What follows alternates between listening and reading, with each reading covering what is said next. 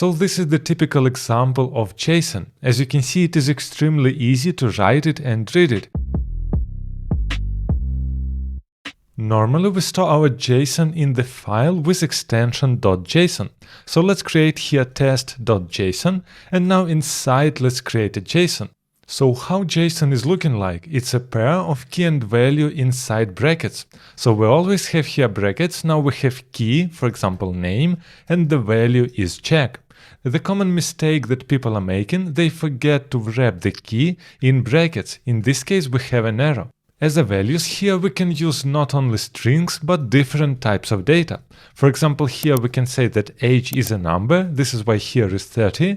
Now we can write, for example, is programmer property, and here we have true, which means we can also store here booleans. And we can also make our values more complex, we can store their arrays and objects. For example, we can say that here in our JSON we have colors, and this is the array with two properties, black and white. So this is the typical example of JSON. As you can see, it is extremely easy to write it and read it. This is why it is the most popular format to communicate between client and server. For web development, it's important to understand how JSON is working inside JavaScript. And actually, JavaScript supports JSON out of the box. As you can see, I copied our JSON, and now I can jump inside my main.js file. Actually, here we can create new property, for example, object, and just paste what we have here.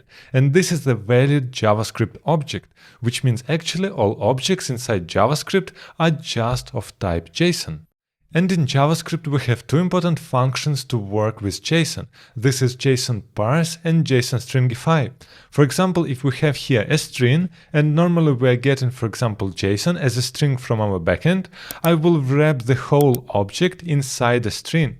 In this case, as you can see, this is actually a string. But in JavaScript it's not comfortable to work with strings. This is why we want to parse a JSON from this string and get a JavaScript object. What we can do here is create an object and write here json.parse and paste inside our string. Now let's check what we are getting. So here I will write console log object and open the browser. And as you can see, we are getting here an error, unexpected token in JSON. And this is the most common problem that you will see with JSON parse. If your JSON is invalid, then you will get this error. The main problem is here that my JSON is not JSON anymore, because we created it as JavaScript object. And as you can see here, my keys are not actually string. This is why it's not a valid JSON. It is forbidden to write JSON like this. This is why to make it valid, we must wrap all our keys inside strings. Now let's reload the page, and as you can see here, we are getting a plain JavaScript object, which means JSON parsed our string correctly.